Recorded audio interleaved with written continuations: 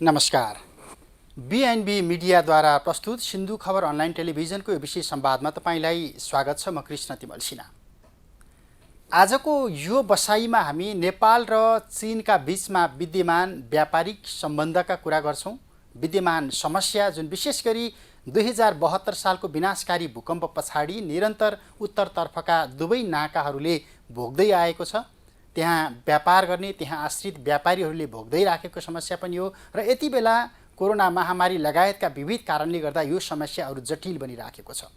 यही सन्दर्भमा आज हामीसँग संवादका लागि गैर आवासीय नेपालीहरूको चीनमा रहेको गैर आवासीय नेपाली सङ्घ राष्ट्रिय समन्वय परिषदका अध्यक्ष हुनुहुन्छ रोहित अग्रवाल। संवादका लागि स्वागत छ तपाईँलाई। नमस्कार, धेरै धेरै धन्यवाद मलाई यहाँ निमन्त्रणा गरिदिनु भएकोमा। तपाईसँग विशेष गरी नेपाल र चीनका बीचमा विद्यमान व्यापारिक सम्बन्धका कुरा, समस्याका कुरा, हजुर, आम रूपमा त्यहाँ आश्रित भएका व्यापारीहरूको प्रतिनिधित्व गर्नुहुन्छ। हजुर, कस्तो समस्यासँग जुधिरहेका छन् नेपालका व्यापारीहरू सीमा पारी र सीमावारीको सन्दर्भमा? व्यापारको सम्बन्धमा हेर्ने हो भने अहिले सबैभन्दा ठुलो समस्या हामीलाई लजिस्टिकमा देखिरहेको छ। जुन नेपालबाट चाइनाको व्यापार निकै ठुलो भोल्युममा हुने गर्छ। त्यो ठुलो भोल्युममा व्यापार भए तापनि हामी दुई देश एकअर्कासित जोडिएका छौँ, तर पनि यो बाटोलाई हामीले पूर्ण रूपमा प्रयोग गर्न सकेका छैनौँ। हजुर, स्थलमार्गलाई। अनि बाध्यतावश सबै नेपालीहरू धेरैजसो मतलब 70-80% सामानहरू सबै समुद्री मार्गबाट घुमाएर ल्याउनु पर्ने बाध्यता छ पछिल्लो समय। यो भूकम्प पछिको समयमा पहिला पनि थिए, तर पहिला प्रतिशत कम थियो। अहिले यो प्रतिशत समुद्री मार्गको बढ्दै गइरहेछ। अनि हाल आएर हाम्रो चाइनाबाट स्थलमार्गको अब रेसियो मेरो विचारमा 10-20% भन्दा बेसी छैन। अनि यो समस्या रहिरह्यो भने अझै घट्दै जानेछ। के फरक पर्छ स्थलमार्गबाट सामान ढुवानी गर्नु, कन्टेनरमा सामान लिएर आउनु र जलमार्ग प्रयोग गरेर सामान नेपालसम्म ल्याइपुर्याउनुमा व्यापारिक हिसाबमा? सबैभन्दा ठुलो फरक भनेको समयको बचत हो। स्थलमार्गबाट ल्याउँदाखेरि न्यूनतम हामीलाई 45 दिनदेखि 60 दिनसम्म लाग्छ। अहिलेको अवस्थामा यो 80 दिन 90 दिनसम्म पनि पुग्ने गरेको छ। 2 महिनामा आउने सामान नेपाल आइपुग्न 3 महिना लाग्ने भयो। कहिलेकाहीँ यस्तो पनि हुन्छ, कन्टेनरहरू धेरै डिले हुने गरेका छन्, त औसतमा 2 महिना लाग्ने गरेको छ। तर यही स्थलमार्गलाई हामीले सुचारू गर्न सक्यो भने यही सामानहरू 15देखि 20 दिन 25 दिनभित्र हामीले नेपालमा पाउन सक्छौँ। यो ठुलो बचत हुनेछ। त्यो गर्दाखेरि सामानको मूल्यका कुरा र भन्सारको कुरामा के फरक हुन्छ? सामान त सस्तै अथवा समान मूल्यमा आइपुग्छ। भन्सार जलमार्गबाट लिएर आउँदाखेरि भन्सार क्लियरेन्स त गर्नैपर्छ होला, अथवा त्यसको चाहिँ के छ कस्टिङको हिसाबमा? भन्सार हाम्रो जलमार्गबाट ल्याउँदा र कस्टको हिसाबले गर्दाखेरि पहिला समुद्र मार्ग अलि सस्तो पर्थ्यो, तर अहिले कन्टेनरहरूका ओसन फ्रेटहरू कयौँ गुणा बढेको छ। जुन $1,500 पाउने कन्टेनरहरू अहिले $8,000-9,000 पुगेका छन्। त्यस्तो बेला हामीलाई स्थलमार्ग सस्तो पर्न गएको छ। अनि यो सदुपयोग हाम्रो बचत, यदि यहाँ हामीले बढी भोल्युममा सामान ल्याउन सक्यो भने नेपालीकै पैसा बच्ने। यो सामान स्थलमार्ग भएर आएर जाने त बङ्गलादेश, भारत दोस्रो बजारमा जान्छ, अथवा हामी हाम्रै खपतको लागि ल्याइराखेका सामानको लागि पनि यो समस्या भइरहेको? यो अहिले सबै आउने सामान हाम्रै खपतको लागि आउने गरेका छन्। त्यो दिन गइसके कि बङ्गलादेश, भारत हामीले रिएक्सपोर्ट अथवा इलिगल बाटोबाट एक्सपोर्ट हुने दिनहरू यो पुराना दिन भइसके। आजको दिनहरूमा नेपालको पर्चेजिङ पावर धेरै राम्रो भइसकेको छ र नेपालीहरू सक्षम भइसकेका छन्। यहाँको लोकल मार्केटकै लागि पनि हामीलाई समस्या छ होइन? यो समस्या फुकाउनको लागि पहल गर्नुपर्ने त तपाईँहरूले पनि हामीले गरिरहेछौँ। हामीले चाइना स्थित दूतावास, महावाणिज्य दूत मार्फत दबाउ दिइरहेका छौँ। हालै अहिले फेरि दसैँ आउने बेला फेरि समस्या आएको थियो, अनि अहिले त्यो समस्या चलिरहेछ। चाइनाले कोटा प्रणाली लागू गर्यो। कोटा प्रणाली लागू गरिसकेपछि दिनको नेपाली 10 गाडी सामान मात्र छोड्ने गरेका थिएन। अब यत्रो ठुलो देशमा केरुङबाट 10 गाडी र खासाबाट 10 गाडी, 20 गाडीले के हुन्छ? डिमान्ड हाम्रो 100-200 गाडी छ, तर उनीहरूले छोड्ने भनेको जम्मा 10 गाडीको कोटा थियो। हामीले तुरन्तै त्यहाँ महावाणिज्य दूतमा अनौपचारिक रूपमा पहल गऱ्यौँ। अनि वाणिज्य दूतले चिनिया सरकारसित पनि पहल गरेपछि यसलाई 10 को कोटा 20 मा गर्यो। तर यो पनि पर्याप्त छैन। भनेपछि 40वटा गाडी नेपाल छिर्छ यति बेला 2वटा नाकाबाट। हजुर, तर त्यो पनि पर्याप्त छैन। चाडबाडको बेलामा त 100 गाडीहरू प्रतिदिन आउँछ। पारीबाट सामान छुटाउनु मात्रै समस्याको समाधान हो? तपाईहरू भन्सारमा छुटेका गाडीहरू सहज रूपमा बजारसम्म ल्याइपुर्याउन सक्ने अवस्थामा हुनुहुन्छ? बाँकी संरचनालाई हेर्नुहोस् त एकचोटि। बाँकी संरचनालाई हेर्दाखेरि यसलाई दीर्घकालीन रूपमा समाधान गर्नुपर्ने हुन्छ। अहिले के छ भन्दाखेरि दीर्घकालीनमा कसैको पनि ध्यान गएको छैन। जस्तो यहाँ हामीले खासामा कहाँ समस्या आयो भनेर हामीले बुझ्नुपर्ने हुन्छ। पहिलो समस्या के छ भन्दाखेरि नेपाली मान्छे खासा जान सक्दैन, पुलसम्म मात्र नेपाली गाडी जान्छ। त्यसलाई हामीले समाधान गर्नलाई चाइनिज गाडीलाई नै बरु नेपाल आउन दिनुपर्छ हाम्रो नाकासम्म। नाका भन्दाखेरि हाम्रो ड्राइपोर्ट कस्टमसम्म चाइनिज गाडी नै यहाँसम्म आइदियो भने त्यो सहज हुन्छ। त्यसको लागि दीर्घकालीन प्लान गर्दाखेरि बाटोमा पहिलो कुरा पहिरो आउने समस्या, पहिरो जहाँ आउँछ त्यहाँ हामीले ग्याबिन वायर ल्याएर पहिला नै त्यसलाई पूर्ण रूपमा बन्द गर्नुपर्छ कि पहिरो आउने समस्यालाई बन्द गर्नुपर्छ। अर्को चाइनिज गाडीहरू राख्नलाई र त्यो आयातको सामानलाई वेयरहाउसिङ गर्नलाई ठुलो वेयरहाउसिङ र ठुलो पार्किङ एरिया हामीले निर्माण गर्नुपर्ने हुन्छ। त्यो यो हाम्रो खासाको समस्या यदि यो दुई कुरा हामीले गर्न सक्यो भने र चाइनिज गाडी अलि लामो हुन्छ, त्यो लामो गाडी खासासम्म आइपुगेको छ।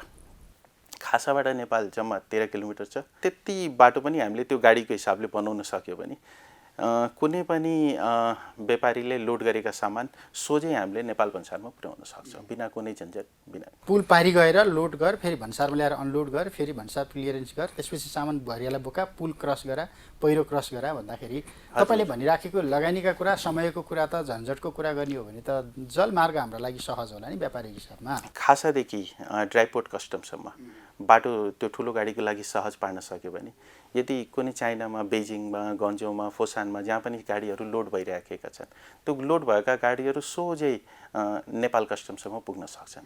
त्यसमा समयको बचत हुने भयो। यदि वास्तवमा हामीले समय हेर्ने भने लोड भइसकेपछि नेपाल पुग्न समय 10-12 दिनभन्दा बेसी लाग्दैन।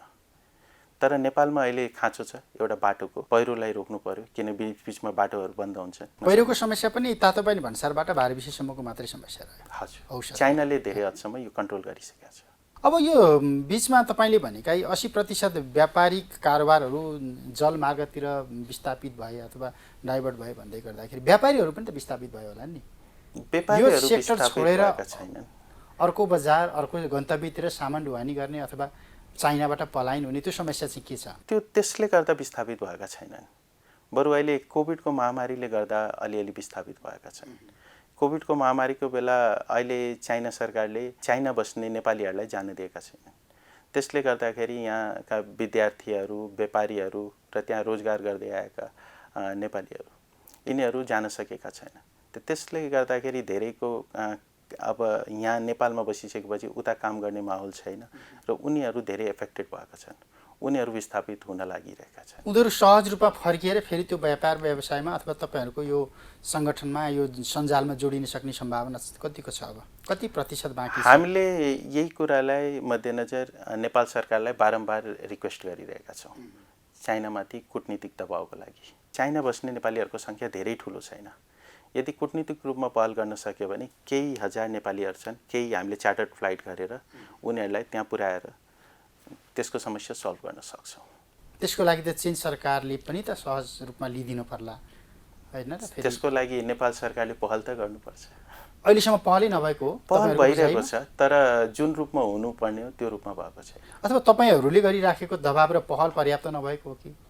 होइन, हाम्रो तर्फबाट त्यस्तो कमी भएको जस्तो लाग्दैन। हामी आफ्नो तर्फबाट र हामी आफ्नो सीमामा रहेर जे जति गर्न सक्छौँ हामीले गरिरहेका छौँ। कुन्स ब्रान्डका यूपीवीसी झ्याल ढोकाका विशेषताहरू काठभन्दा कम मूल्यमा आउने, मर्मतको झन्झट नपर्ने, साउन्ड प्रुफ, आकर्षक डिजाइन, किरा खिया नलाग्ने, रङ लगाउन नपर्ने, टिकाउ, बलियो तथा भरपर्दो, प्रयोग गर्न सजिलो, घाम पानीले असर नगर्ने, चिसोले फरक नपर्ने, आगो नटिप्ने, वर्षौं वर्ष ढुक्क र आकर्षक। गुणस्तरीय कुन्स ब्रान्डका यूपीभीसी झ्याल ढोकाको लागि सम्पर्क गर्नुहोस्। क्षमादेवी ग्रुप, कौशलटार, भक्तपुर।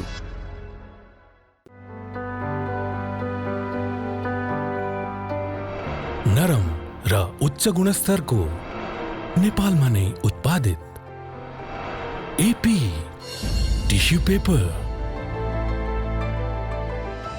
नेपाली उत्पादनलाई माया गरौँ, एपी टिस्यु पेपर प्रयोग गरौँ। अरनिको पेपर इन्डस्ट्रिजको एक उत्कृष्ट उत्पादन।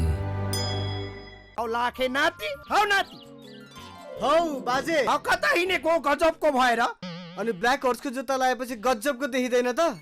ए हो र मेरो पनि ब्ल्याक हर्स जुत्ता त हो। त्यही भएर बाजेलाई पनि गजबको देखिरहेछ नि। हौ त्यो बाउ चाहिँ के भएको तेरो? नाना थरी जुत्ता लाएर गुटुङटुङ हिँडिरहेको छ, त्यसलाई सम्झेर मैले यहाँ जुत्ता ल्याइदिएको छु। यी बाजेदेखि नातिसम्म 1914 देखि अहिलेसम्म इमान इज्जत र प्रेस्टिज भएकोले लाउने जुत्ता यही हो, ब्ल्याक हर्स।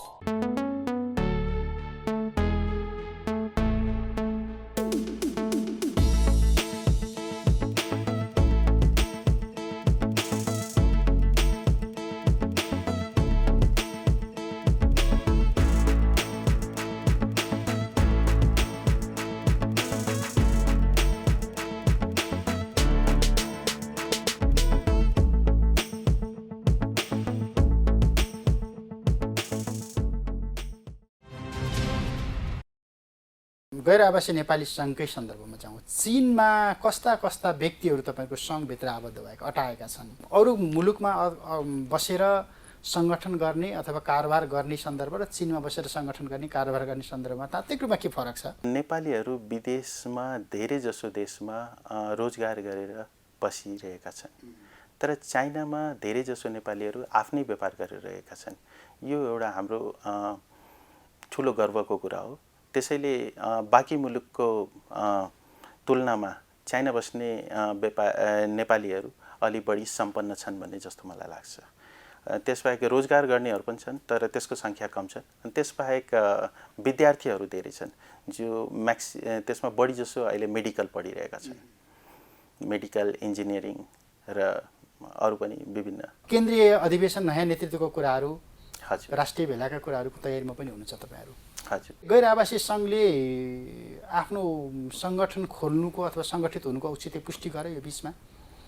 हामीले जे अपेक्षा गरेका थियौँ नि गैर आवासीय नेपालीहरूबाट राष्ट्रिय लगानीका सन्दर्भमा, रोजगारी सिर्जना गर्ने सन्दर्भमा, लगानी भित्र्याउने सन्दर्भमा गरिरहेको छ। के भयो? के का लागि? पहिलो कुरा त यो 18 वर्षको इतिहासमा, एनआरएनको इतिहासमा हेर्ने हो भने सबै हामी बाहिर बस्ने नेपालीहरू एउटै छाता मुनि छौँ। यो एउटा सबैभन्दा ठुलो उपलब्धि हो। नत्र बाँकी देशका कुनै पनि देशका यदि जस्तै इन्डियाका एनआरआईहरू छन्, कोही पनि एक छाताभित्र छैन। यो हाम्रो लागि एउटा ठुलो गर्वको कुरा हो। लगानीहरू पनि अनअफिसियल रूपमा व्यक्तिगत लगानीहरू आएका छन्, मतलब अफिसियल रूपमै तर व्यक्तिगत एनआरएन संस्था मार्फतमा। अहिले एनआरएनले पनि 10 अर्बको प्रोजेक्ट मतलब यो इन्भेस्टमेन्ट फन्डलाई पास गरेको छ। नेपाल सरकारले पनि त्यसलाई मान्यता दिएको छ। त्यो लगानीको अनि हाइड्रोहरूमा पनि नेपाली बाहिर बस्ने एनआरएनहरूले लगानी गरेका छन्। त्यो यो अपेक्षा मैले हेर्दासम्म त सोचेको भन्दा राम्रो गरिरहेका छन्। अर्थतन्त्र चलायमान बनाउन यति ठुलो योगदान छ, यत्रो ठुलो लगानी छ हाम्रो, तर राज्यले हाम्रो लागि चाहिँ केही गरिराखेका छैन, एउटा नागरिकताको समस्या पनि समाधान गरिदिएन भन्ने गुनासो चाहिँ छ तपाईँहरूसँग? फेरि नागरिकताको सन्दर्भमा हेर्ने हो भने पहिला एनआरएनको माग दोहोरो नागरिकता थियो, तर केही कारणवश नेपाल सरकारले दोहोरो नागरिकता नमानिकन फाइनली हामी गैर आवासीय नेपाली दिने शर्तमा पुगेका छन्। अनि त्यो संविधानमा पास भइसकेको छ, त्यसको ऐन मात्र आउन बाँकी छ। अनि अहिले हाम्रा ग्लोबल डेलिगेट्सहरू जुन हुनुहुन्छ, हाम्रो अन्तर्राष्ट्रिय समन्वय परिषदका पदाधिकारीहरू, उहाँहरू हालसालै पनि मन्त्रालयमा धेरै पटक यसको लागि भेटघाट गर्नुभएको छ र यो छिटै नै यसको ऐन आउनेछ र धेरै बाहिर बस्ने नेपालीहरूले गैर आवासीय नेपाली नागरिकता पाउनुहुन्छ भन्ने। अब यो दोहोरो नागरिकता भन्ने सन्दर्भ राष्ट्रिय समन्वय परिषद विशेष गरी चीनको नेतृत्व गर्नुहुन्छ तपाईँ। चीनमा सिटिजनसिप लिन त्यति सजिलो छ? सजिलो छैन, इम्पोसिबलै छ। सिटिजनसिप कसैले पनि दोहोरो नागरिकता भन्ने त्यहाँनिर तपाईँहरूलाई कहाँनिर लागु हुन्छ? यो हाम्रो चाइनाको इस्यु होइन, तर यो ग्लोबल इस्यु हो, तर चीनको हकमा चाहिँ तपाईँहरूलाई आकर्षित गर्दैन यो एजेन्डाले? यो चीनलाई लागु गर्दैन, आकर्षित गर्दैन, तर हङकङलाई गर्छ। हङकङमा सजिलो छ परिचय लिन? हङकङमा 7 वर्षपछि आइडी पर्मानेन्ट आइडी लिन सकिन्छ, 7 वर्षसम्म बसेपछि। अनि त्यसपछि एप्लाई गरेर पासपोर्ट पनि एप्लाई गर्न। कति छन् त्यस्ता नेपाली? छन्, हङकङमा त थुप्रै छन्, हजारौँको सङ्ख्यामा होलान्।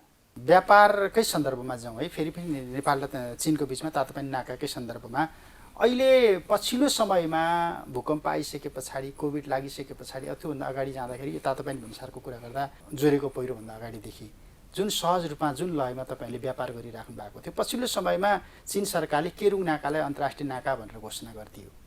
तर ऊ रेलको लागि तयार छ, हामी बाटो मागिराखेका छौँ। रेलमा अब रेलको लागि हामी तयार भइराखेका छैनौँ, ऊ रेलको लागि तयार भइराखेको छ, तपाईँहरू बाटो मागिराख्नु भएको छ, उसले रेलको लिग हाल्न खोजिराखेको छ। अब यो तालमेल नमिल्दाको बखतमा केरुङ नाका र तातोपानी नाकाको दीर्घकालीन भविष्य कस्तो देख्नुहुन्छ तपाईँले? कहाँ मिसअन्डरस्ट्यान्डिङ देखेको छु भन्दाखेरि हामीले रेल काठमाडौँसम्म खोजेका छौँ, तर काठमाडौँसम्मको रेल आवश्यकता छैन। चाइना केरुङसम्म चाइना सरकारले रेल ल्याउँदैछ, त्यसपछि रसुवा भनेको केही किलोमिटर मात्र छ। हामीले त्यो रेल केरुङबाट रसुवासम्म ल्याउन सक्नुपर्छ। त्यो धेरै ठुलो प्रोजेक्ट पनि होइन, यदि नेपाल सहमत भयो भने चाइना सरकारले 1-2 वर्षभित्र बनाउन सक्छ। र नेपालमा एउटा ठुलो ड्राइपोर्ट बनाउनुपर्छ। अहिले बनिराखेको केरुङतर्फको त्योभन्दा पनि अलिक ठुलै बन्नुपर्छ, किनभने हामीले के गर्नुपर्छ भन्दाखेरि हामीले पुरै त्यो एउटा ठुलो दीर्घकालीन रणनीति तयार पार्नुपर्छ। दीर्घकालीन रणनीतिमा हाल हाम्रो समुद्री मार्गबाट चाइनाबाट कति कन्टेनर आइरहेछन्, कमतीकम त्यसको व्यवस्था त मिलाउनु पर्यो नि। यदि हामीले समुद्री मार्गलाई प्रतिस्थापन गरेर यदि स्थलमार्गमा ल्याउन चाहन्छौँ भने त्यसको पहिलादेखि एउटा परिकल्पना तयार गरेर त्यो योजना बनाएर त्यसको संरचना त तयार गर्नु पर्यो नि। त त्यसको लागि हामीले ठुलो ड्राइपोर्टको आवश्यकता छ। ट्रेन हामीले रसुवासम्म ल्याए पुग्छ हामीलाई। समुद्री मार्गमा गएका व्यापारीहरू कारोबारको लागि यता आउने अवस्था त छैन नि त? फेरि आउन सक्छन्, यदि रेल यहाँसम्म आयो भने आउन सक्छन्। किनभने समस्या के हुन्छ भन्दाखेरि हेभी आइटमहरू जुन हुन्छन्, जस्तो केही सामानहरू हलुका हुन्छन्, केही सामानहरू हेभी हुन्छन्। हेभी समुद्री मार्गबाट सस्तो पर्न जान्छ, किनभने यता ट्रकबाट आउने भएकोले ट्रकमा हेभी आइटम हुनासाथ त्यसको कस्ट र खर्चहरू बेसी हुन्छन्। त्यसले गर्दाखेरि हामीले यो तर ट्रेनमा त्यस्तो छैन। ट्रेनमा हामीले कति वर्ष पछाडिको कुरा गरिराख्नु भएको छ तपाईँले? अहिले यदि वर्ल्ड लेभलमा लाग्यो भने त 4-5 वर्षमा पनि गर्न सकिन्छ, धेरै ठुलो प्रोजेक्ट होइन। किनभने चाइनाले त रेल केरुङसम्म त ल्याउने भइसक्यो, त्यहाँदेखि रसुवा ल्याउनु त धेरै ठुलो कुरा जस्तो त मलाई लाग्दैन। नेपालका सन्दर्भमा एउटा पुल बनाउन नसकेर, एउटा पहिरोले तानेको सडकमा जालीगारो हाल्न नसकेर हामीले वर्षौँदेखि दुःख इच्छा शक्ति भयो भने त जे पनि गर्न सकिन्छ। सम्भावना छ, बिल्कुल सम्भावना देखेको छु। यसको लागि राजनीतिक तहमा पनि तपाईँहरू संवादको लागि पुग्नु भएको छ नि? यसको लागि अनौपचारिक रूपमा हामीले पहल गरेका थियौँ, तर त्यति बेला म अध्यक्ष थिइनँ। अब म अहिले हालसालै 2 महिना अगाडि मात्र एनआरएन चाइनाको अध्यक्ष बनेको। त अब चाहिँ औपचारिक रूपमा हामीले नेपाल सरकारलाई यो सुझाव प्रस्ताव गर्छौँ।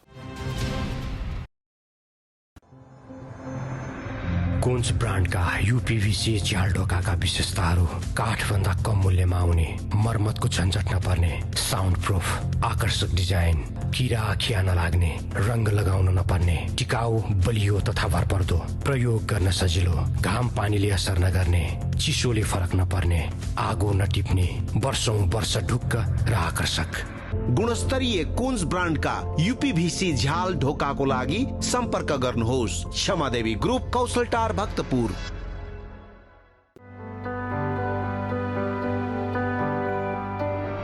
नरम र उच्च गुणस्तरको नेपालमा नै उत्पादित एपी टिस्यु पेपर। नेपाली उत्पादनलाई माया गरौँ, एपी टिस्यु पेपर प्रयोग गरौँ। अरनिको पेपर इन्डस्ट्रिज को एक उत्कृष्ट उत्पादन। औ लाखे नाति, हौ नाति, हौ बाजे, हौ कता हिँडेको गजबको भएर? अनि ब्ल्याक हर्सको जुत्ता लगाएपछि गजबको देखिँदैन त? ए हो र, मेरो पनि ब्ल्याक हर्स जुत्ता त हो। त्यही भएर बाजेलाई पनि गजबको देखिरहेछ नि। हौ त्यो बाउ चाहिँ के भएको तेरो? नाना थरी जुत्ता लाएर गुटुङटुङ हिँडिरहेको छ, त्यसलाई सम्झेर मैले यहाँ जुत्ता ल्याइदिएको छु। यी बाजेदेखि नातिसम्म, 19 फाउन्टेनदेखि अहिलेसम्म इमान, इज्जत र प्रेस्टिज भएकोले लाउने जुत्ता यही हो, ब्ल्याक हर्स।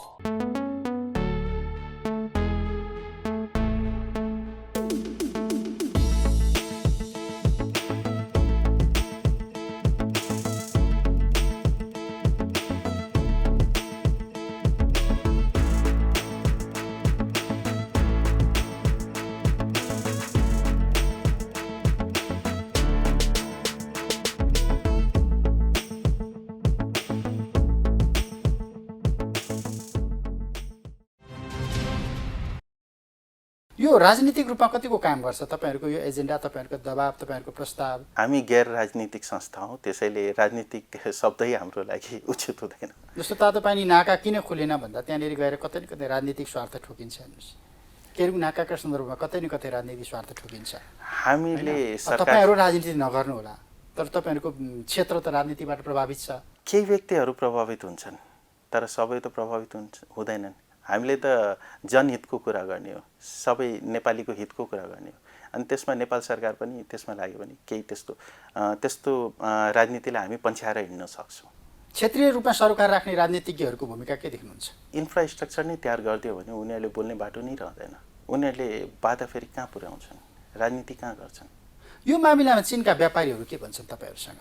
चीनका व्यापारीहरूलाई त आफ्नो सामान दिइसकेपछि, पैसा लिइसकेपछि पुग्यो, त्यसपछि त बाँकी। तर जति सहज रूपमा त्यहाँ तपाईँहरूको नाका सहज हुँदाखेरि सामान उठ्छ, हजुर, त्यति त उठिराखेको छैन, प्रभावित त भइराखेको होला स्वाभाविक रूपमा। चीनका व्यापारीहरू यसप्रति धेरै सचेत छैनन्।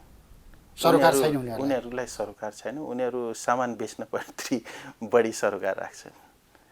त्यो चाहिँ हामी समुद्री मार्गबाट ल्याउँ अथवा यो मार्गबाट ल्याउँ, उनीहरूलाई त्यति फरक। सामान उठाऊ, पैसा देऊ, सिद्धियो। अन्त्यमा तातोपानी भन्सार नाका र यो केरुङ नाकाको सन्दर्भमा व्यापारीको भाषा बोल्नु पर्यो भने के भन्नुहुन्छ? तपाईँले भोगिराखेको समस्या, यसलाई सहज बनाउनको लागि तपाईँले गरिराखेको पहल? यो नाकालाई सहजीकरण गर्नु पर्यो।